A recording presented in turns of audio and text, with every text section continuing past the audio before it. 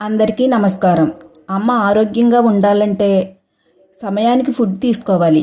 లేకపోతే గ్యాస్, అలసట, బీపీ వంటి సమస్యలు రావచ్చు. రోజు కనీసం 30 నిమిషాలు నడవాలి. ఇది గుండె ఆరోగ్యాన్ని మెరుగుపరిచి బరువు కంట్రోల్ చేస్తుంది. ఇంటి పనుల్లో బిజీగా ఉండి నీళ్లు తాగటం మర్చిపోకండి. శరీరానికి సరిపడా నీరు తాగడం చాలా ముఖ్యం. వయసు పెరిగే కొద్దీ ఎముకలు వీక్ అవుతాయి. పాలు, పెరుగు, ఆకుకూరలు, ఖర్జూరం వంటి ఫుడ్స్ తీసుకుంటే మంచిది. కుటుంబ బాధ్యతలతో ఒత్తిడికి గురవుతుంటే మెడిటేషన్, యోగా చేయడం ద్వారా స్ట్రెస్ తగ్గించుకోవచ్చు. రాత్రిళ్ళు ఆలస్యంగా పడుకోకండి. ఆరోగ్యానికి మంచిది కాదు.